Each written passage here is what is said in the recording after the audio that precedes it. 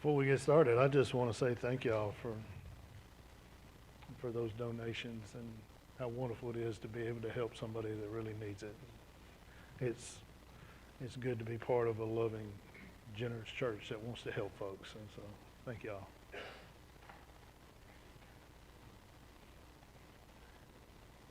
I think so. Testing, testing. Is your mic on? It is. Okay. I may need to move it up. How's that? Is that better? Yes.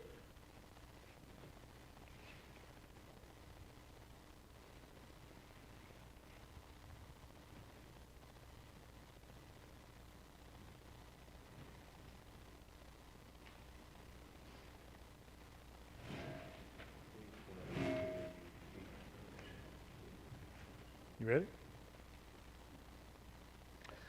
All right, well, welcome back tonight. Glad to see y'all this evening. We're going to pick up where we left off last time at verse 36, chapter 2.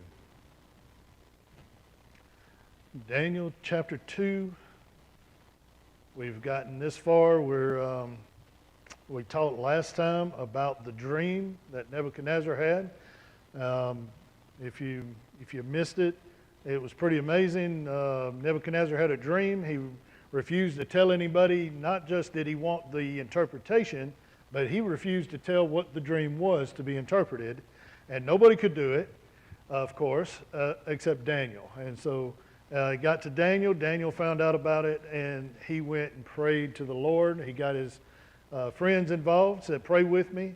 And the Lord gave him the dream and the interpretation the night before. And he went back to Nebuchadnezzar and told him the dream. The dream that Nebuchadnezzar had was of a huge glowing man, shining and awesome in appearance, scared Nebuchadnezzar, had a head of gold, had a breast and arms of silver, his belly was of brass, and his thighs, and then the legs of iron, and then the feet of iron and clay mixed together.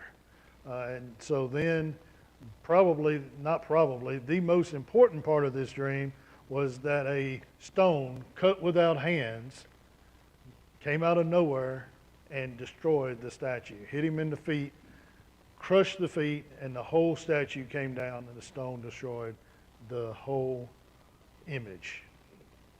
And that was the dream. And so today we're going to talk about the interpretation of that dream. It's honestly, most of this is stuff we can pretty well. This is it already. A lot of this, most of this has already happened.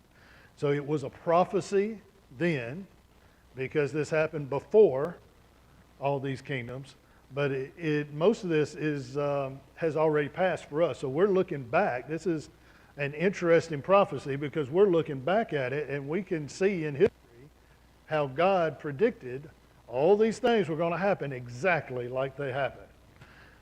And it did. I mean, it is exactly what God said was going to happen. It happened exactly that way. And so, I mean, a lot of this, I mean, you're talking about 600 years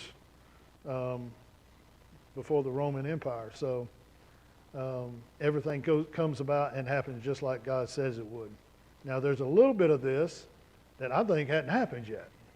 Right at the tail end, the feet and the toes, we're still looking for, I believe, to happen. So this is, and we're not going to get real deep, and the reason we're not going to get real deep into this is because we get on further in Daniel, we see this again. We see this a few times. And so it is one of those interesting things. This is kind of the forerunner of the dreams, but God really wants Daniel, and it says he wanted Nebuchadnezzar to know, but he really wants Daniel, and he really wanted us to know what was going to happen. It reminds me of Romans 15, where it says these things were written to give us hope, and it would help us to endure.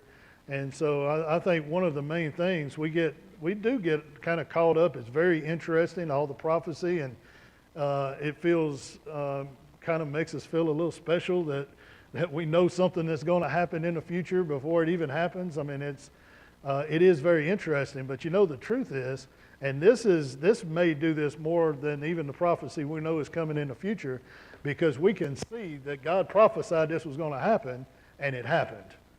And so we can also say, just by looking at this, that if God says something else is going to happen further in the future, you can just bet that's going to happen. It gives us hope. It helps us to endure in this life, knowing that God is in control. Helps our faith, strengthens our faith, and helps us to depend on Him. And that's what it's all about. So we'll start in verse 36. And Daniel says, "This is the dream." He just told us what the dream was. "And we will tell the interpretation thereof before the king." I hit on that word "we." Who else was there with Daniel? It was just Daniel telling the dream, right? Except God is the one that told him. Remember, this is probably the most important lesson we can learn out of all of this, is the humility that Daniel showed through this whole thing. The only person in the whole kingdom standing before the king who interpreted a dream that nobody else could interpret, and he didn't take one bit of credit for it. He constantly, over and over and over, made sure that the king and everybody else knew that God did this. We will tell the interpretation thereof before the king. "Thou, O king, art a king of kings, for the God of heaven has given thee a kingdom, power, strength, and glory." Remember that this has already been told. We know this, and Daniel knows this, and now King Nebuchadnezzar has been told this to his face, that this is not about you, king. God gave you everything you've got. And again, think about this a minute. Daniel, and you see this over and over and over in the Bible with men of God going before powerful people who could have them killed. As a matter of fact, Nebuchadnezzar was, this close to having them killed because they couldn't find anybody to interpret this dream. Daniel still doesn't take any credit for it, and he tells Nebuchadnezzar, this kingdom, you'd have never had it except God gave it to you. He's bold, isn't he? He's bold. He just tells him straight to his face. And he wants him to know. He knows already that God gave the kingdom into Nebuchadnezzar's hand. I do think that that this took a lot of faith from Daniel just to see it this way. I think it's hard for us to see when God is doing something that boy, is hurtful, that we don't like to see happen, to have the humility to just back away and say, God has every right to do whatever it is He's doing. If He takes my nation away from me, God has every right to do that. He is in control. He's in charge. He is wise, and He knows what He's doing. And Daniel had to get to that place. He was in that place. And he tells the king, he says, you are a great king, and you've got a lot of stuff, but everything you've got, God gave it to you. And we don't have to be a great king to understand that everything we got, God gave it to us. We don't have to have a lot, because whatever little bit we've got, God gave it to us. It's His. He owns the cattle on 1,000 hills, and it all belongs to Him. If He wants it back, it's His. And we begin to see, I think I do a little bit as I get older. I begin more and more to see, that the things that He has given me, even like my kids and my wife and my family, and the things that you take for granted, you think, well, these are my kids. Well, God gave me those kids, and God has kept those kids alive, and God has blessed me, and God has given me a way to feed my kids. And you begin to see, if you just start looking at it, just peeling back the layers, you can't help but see what God has done for you. And it's all what He has done in your life and what He's given you. And so you're thankful for it, right? You're grateful. That's what He wants King Nebuchadnezzar to do, is to be grateful. He's telling Nebuchadnezzar that all of this was given to you by God. I'm sure in the hopes that Nebuchadnezzar then would praise God and give God the glory and be grateful and thankful to God for what he has. And wheresoever the children of men dwell, the beasts of the fields and the fowls of heaven hath been given into thine hand, and hath made thee ruler over them. Thou art this head of gold. And so he tells him, he's telling him, you've got a big kingdom. Everywhere you look, you look out across the land, if you see land and you see people and you see animals, it all belongs to the king. But God gave it to you. And then he says, you are the head of gold. And remember that, because I think it's important as we go into chapter 3, that Daniel tells him, you are the head of gold. You are this kingdom, the first king over this kingdom, and he is the head of gold. Now, that is, I think about this, and you think about Nebuchadnezzar, knowing that he is prone to pride, and God wants him to know that he is the head of gold. Well, I mean, that is, it's easy, and Nebuchadnezzar, it falls into this trap. It's easy to be told, hey, look, you are that head of gold.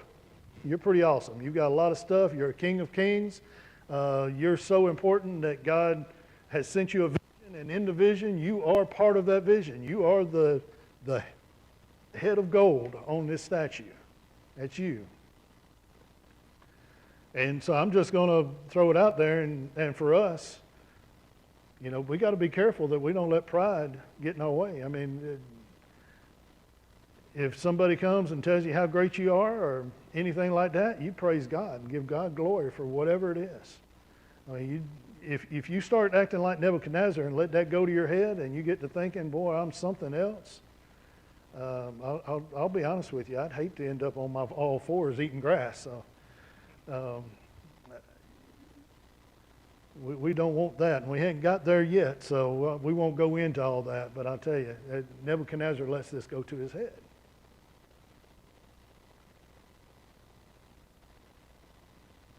But he tells him, so the first kingdom, the head of gold, is the Babylonian kingdom. Now that one was from 636 to 539 BC. It was relatively short-lived. It wasn't all that long.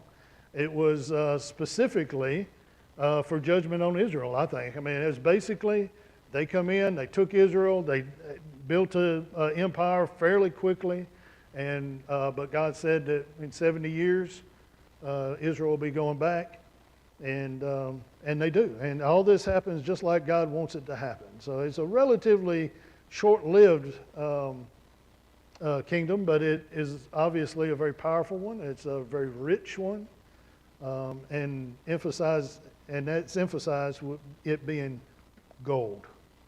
And after these shall arise another kingdom, inferior to thee, and another third kingdom of brass, which shall bear rule over all the earth. Again, I'm going to try not to get ahead of myself, because we see this again as we go forward. But just so we'll have and I think that's probably why we've got this here in this form, is to give us a taste of what's coming, right? So we can get in here and look, see what these kingdoms probably represent, and know that it came about. So the first one was the Babylonians. The second one, which was inferior, this happened in Daniel's day. And this is the Medo-Persian Empire that came in and took over Babylon. And actually, Daniel was still there when this happened. He ended up serving the king of the Medo-Persians, and told him some stuff he didn't like to hear. Daniel, and by that time, we'll get there. By that time, Daniel was he was a little older and a little more straight to the point. He told him, you know, the one right before the Medo-Persians, he told him exactly how it was and what he could do. He could just keep all of his treasures and his rewards and give it to somebody else. I don't need it. Daniel was something else. He trusted God. And so, and this one's going to be inferior. So this is, this is interesting. So Daniel tells him that you're bigger, you're stronger, you are, for lack of a better word, a better kingdom, but an inferior kingdom is going to come in and take you over. Which again, I mean, that wouldn't Nebuchadnezzar think, well, if they're inferior to us, then why am I worried about them? Well, you know why? Because God said so. And so just because they don't have as many men or don't have as much money or don't have as many chariots or whatever, if that's the way God wants it, that's the way it's going to happen. And so even though they are inferior, they're going to come in and take over. And they do. This happens just a couple of chapters over. We read about it. And so that's the Medo-Persians. They're from 539 to 330 BC. We know that from even other sources besides the Bible. The third one, so that's the inferior one. So the third kingdom, and notice that he's saying kingdoms. The first kingdom, the second kingdom, and the third kingdom is of brass, which shall bear rule over all the earth. So this is going to be another big kingdom. This one is brass. This is the Greek Empire. So Greece then, we've all studied about that in school probably. Alexander the Great comes in and he conquers a huge section of land just in like 7 years. I mean, it's just unbelievable how fast he marches through the countryside, taking land and taking cities. Unheard of at the time. I mean, the Babylonians took forever just to take Jerusalem. Greece, Alexander the Great marched through all that territory in just a few years. And we'll see as we get a little further over that it talks about the Grecian Empire with speed, right? Like a leopard moving through and taking property. Now now Alexander the Great then dies. I mean, just shortly, just 7 years, he dies and leaves his kingdom to his four generals. And it talks about that later on. I'm going to get ahead of myself. It talks about that even. But right now, it's just that third kingdom, the kingdom of brass, is the Greek Empire. And of course, we know that it happened exactly like God said it would. 330 BC to 63 BC, that kingdom reigned. And it gets to even more detail. Not only did they take over and reign, but it begins to talk about prophecies about how it's going to happen and the details of the empire as we get a little further into the book. So the third is the Grecian Empire.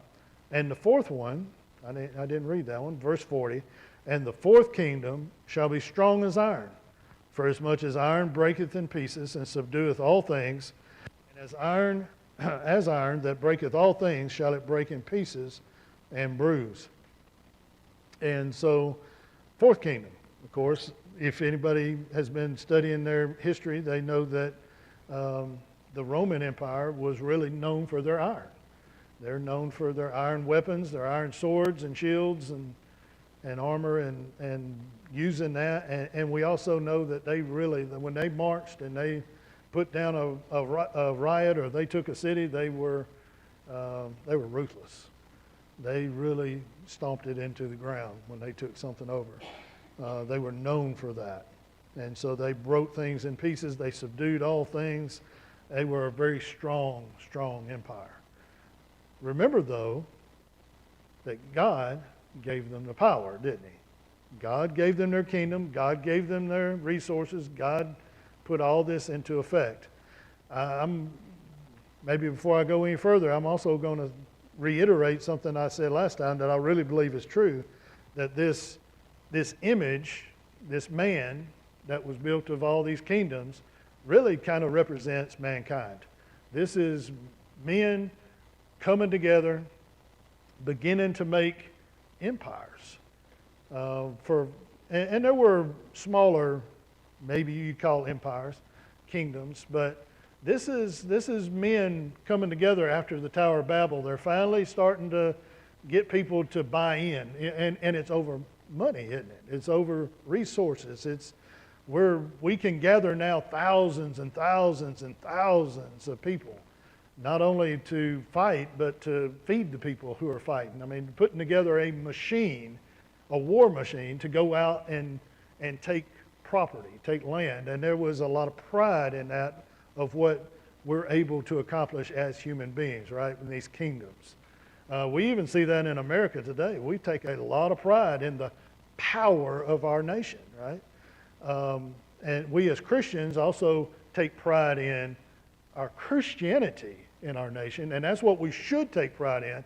But there are a lot of people who really take pride in the money and in the power. That's what they hang their hat on, right? That's why we're able to win wars. That's why people are scared of us. That's why we're rich, and we deserve to be rich. We've got to be real careful, because the most important thing about America was that we were founded on Christian values, and we glorified God in heaven, and He blessed us with strength and with wealth. And everything we've got, He gave us. And everything we've got, He can take away. But this man, really to me, is about the pride of humanity, coming together, building something greater, always building, always trying to have something more, always bringing more people together, more technology, more weapons, more of everything, enough that we can take from others, right? Take the resources of other people. Now, you think about it, and I don't know if we think about what all this means, but what this means is that people had the aspiration to put this together to go and take something from somebody else, right?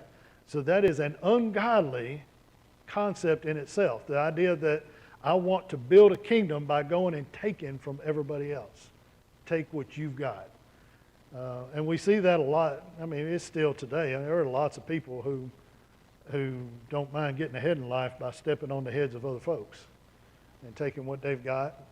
I've had people look me straight in the face and say if they're too dumb to figure out what I'm doing to them, then they deserve to lose what they've got. Y'all, that's not godly. It ain't right. And y'all, as Christians, we should fight that every chance we get. If somebody tells us that, and we see somebody taken advantage of, maybe they're not as smart as that other person. If we have the ability to help, I believe we should. The fourth kingdom is very strong like iron. It's the Roman Empire. And it's from 63 BC to 475 AD. That's a pretty long empire. We know a good bit about the Roman Empire. They like to write down all their escapades. So if you want to go and read a lot about the Roman Empire, you can. Shakespeare even liked to write about them. And so, I mean, they were very famous in all the things. The Caesars were famous. You know what they were mostly famous for? They were famous for their cruelty. They were famous for their strength, and they were famous for just being absolutely debaucherous. This was an evil bunch of people. They loved to do everything that God wouldn't have them to do.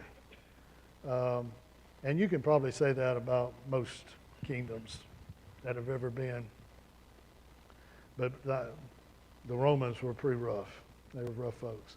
But God predicted that this was going to happen. He foretold it, and He put them in power also. And we don't understand why God puts evil kingdoms in place, but He's God. And I tend to think that, I think I've said this before, but the people get away from God and they tend to reap what they sow. And a lot of times God uses kingdoms and powers and governments to provide that. And of course, not everybody, that's the sad thing, isn't it? Not everybody in the kingdom is evil and turned away from God, but if you're there, then you just got to trust God through whatever is happening. Because whatever's going on, and God has placed judgment and pronounced judgment, then it's right. And so this is the Roman Empire, and that's the fourth kingdom.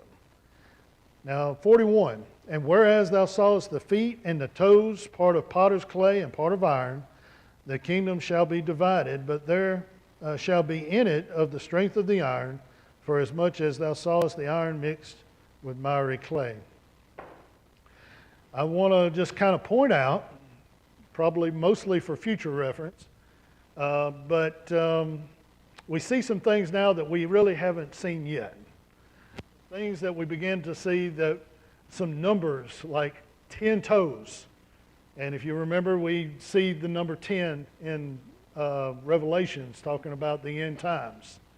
So we begin to see a few things now that I think we haven't really seen yet. But notice, I think it's very interesting in 41 that it doesn't say a fifth kingdom. Now, most of my commentaries talk about this fifth kingdom. But notice that the Bible doesn't say the fifth kingdom. It says third kingdom, fourth kingdom, and then it kind of continuation of this fourth kingdom, it seems. At least it seems that way to me, and it seems more that way as we get further into the book of Daniel and we begin to really see more about this final kingdom.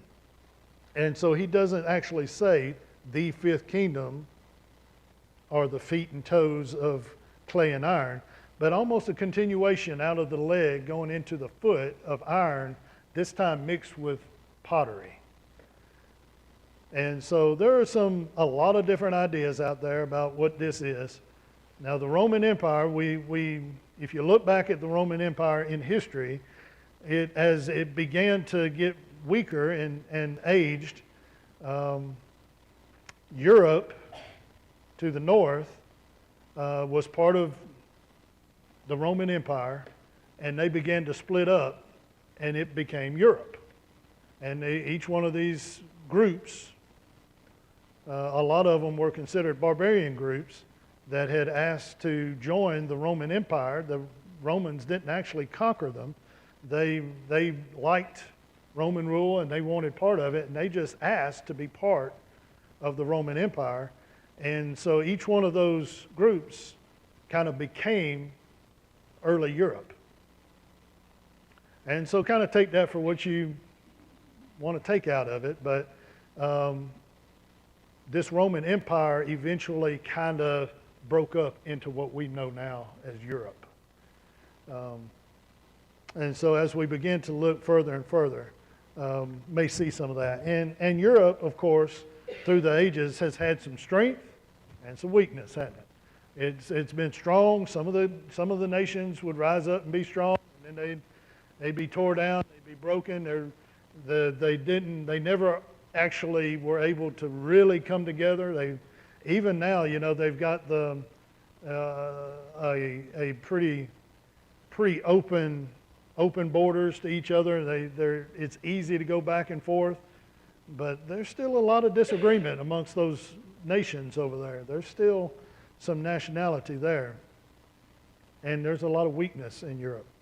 And they'll have some strength and they'll have some weakness. So, I mean, it's interesting to see anyway, and to think about what this may be. Now in 42, it talks about the toes. Now there are 10 toes, and as the toes of the feet were part of the iron and part of clay, so the kingdom shall be partly strong and partly broken. So he's talking about the iron and the clay, and where the iron touches the clay, it makes a weak spot. They won't really merge together, and they're not really strong. There's some strength places in there, but the old adage that a chain is only as strong as its weakest link. You see that in this analogy, that there's some strength there, but there's some weak links that always keeps it breaking. So it's partly broken. And whereas thou sawest iron mixed with miry clay, they shall mingle themselves with the seed of men, but they shall not cleave one to another, even as iron is not mixed with clay. And so they intermarry. We know that has always sort of been this way of trying to bring nations together. To you marry my daughter, and I'll marry your daughter, and we'll try to we'll try to have a pact together, but it never really, if you read about some of that stuff, it never really worked very well. It just never did work. And you see that, you even see that today, this idea of trying to get everybody to marry everybody, and trying to marry into the different nations, and trying to have a one world government where everybody is the same, but it never quite works for some reason. Everybody always wants to do their own thing. And you still see that even today. And so they mingle themselves together by the seeds of men. They intermarry and have kids together, but it never does strengthen everything up like they want it to. They're never able to really put it all together and have this ironclad kingdom again because of the weak spots. And in the days of these kings, so how do we know that these 10 toes are 10 kingdoms? Because it says in 44, in the days of these kings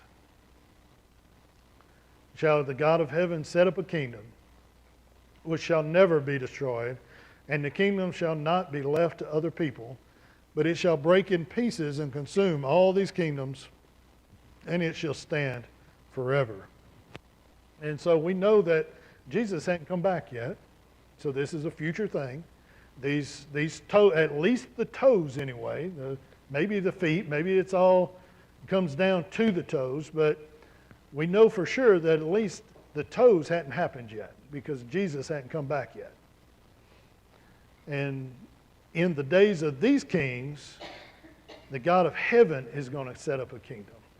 So men have been setting up kingdoms, and they continuously try to set up kingdoms, and they try to be more powerful than everybody else, and they try to have more resources, and they try to take other people's resources.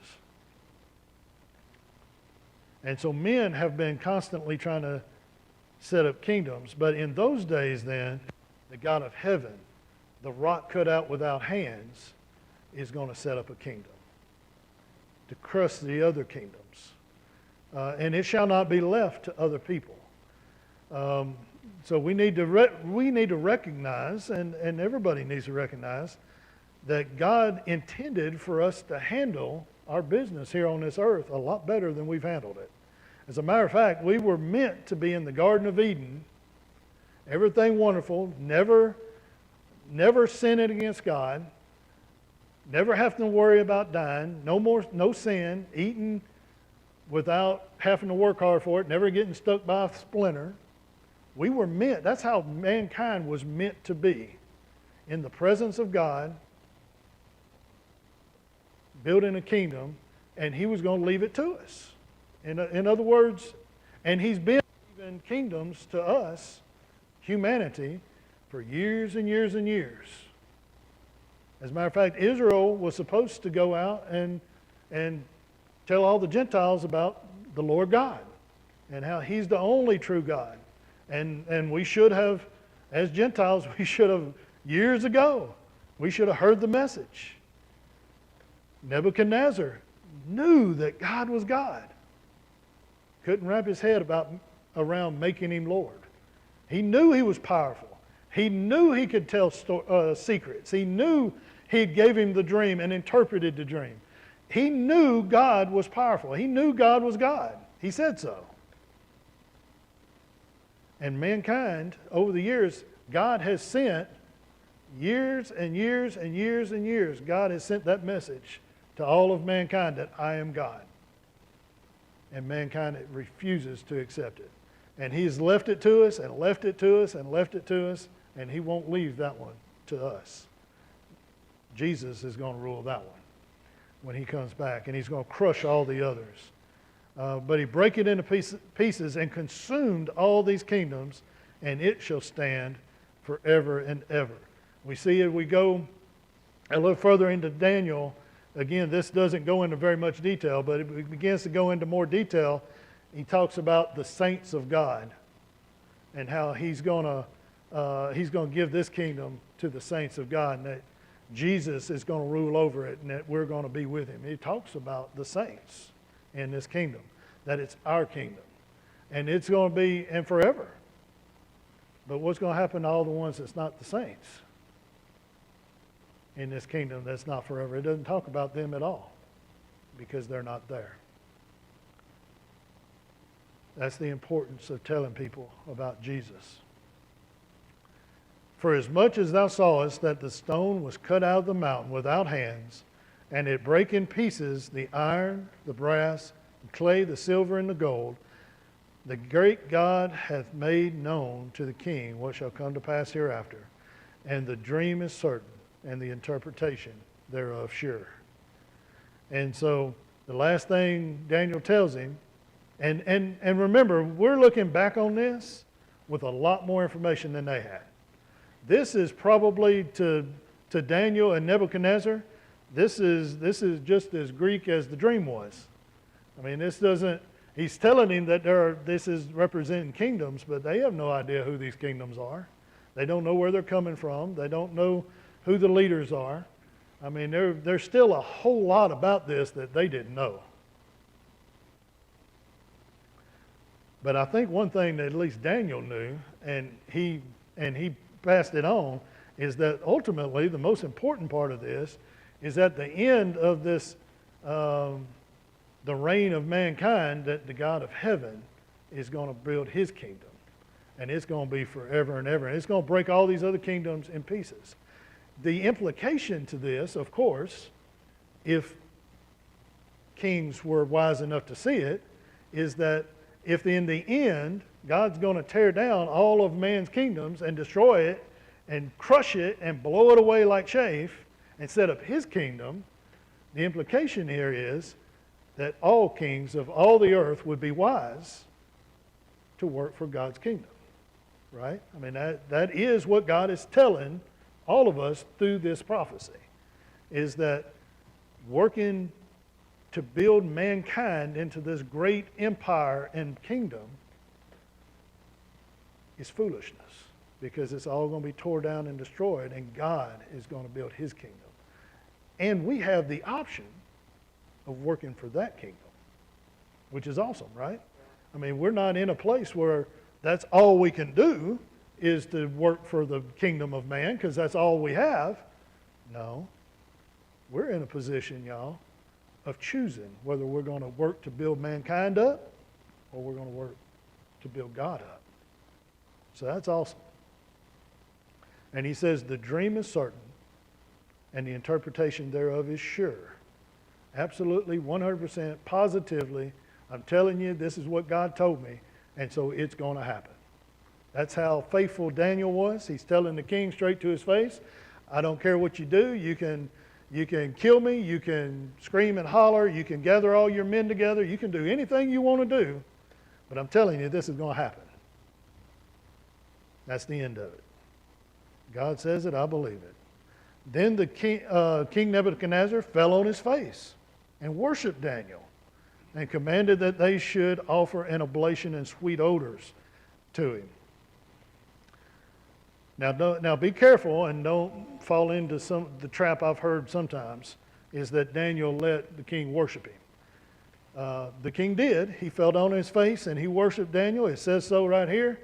He was in awe that this could happen. He absolutely could not believe that Daniel was able to actually do this. And it brought him into amazement. But verse 47, I think, clears that up, that Daniel did not let this happen.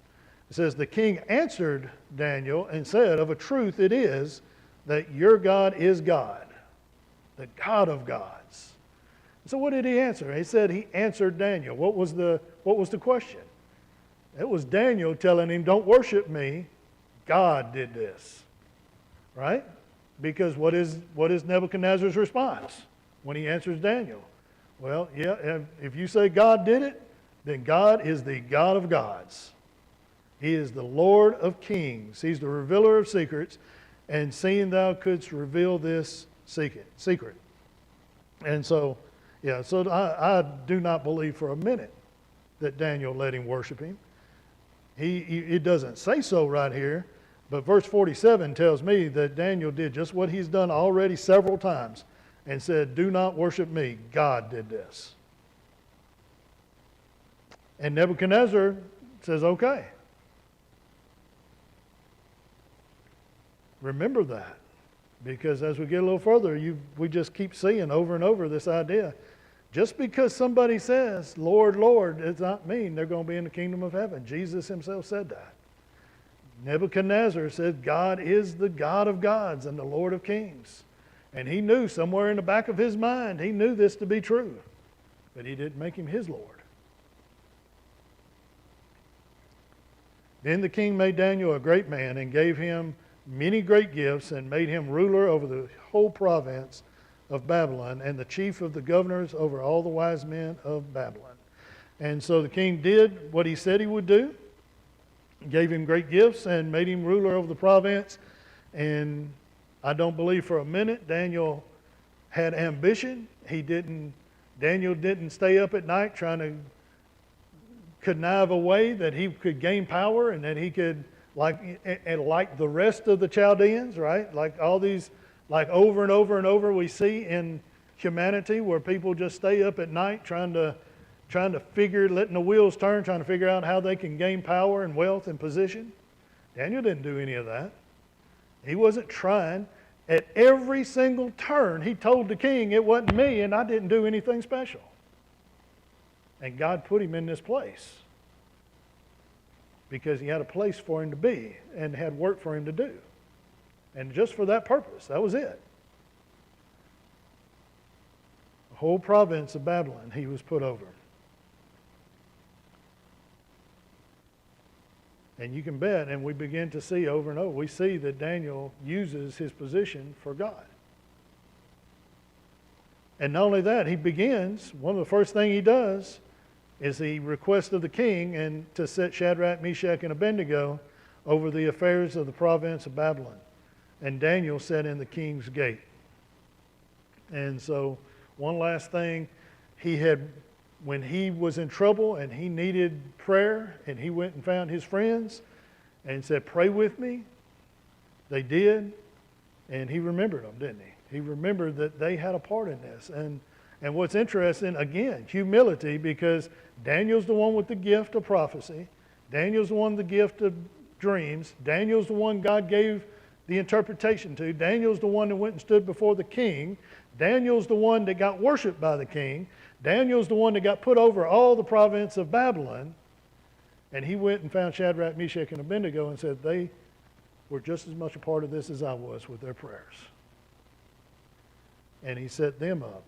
And so now you've got 4 people who love the Lord in high positions telling people about the Lord God. And that brought God glory. That's why they were there. That's why all this happened.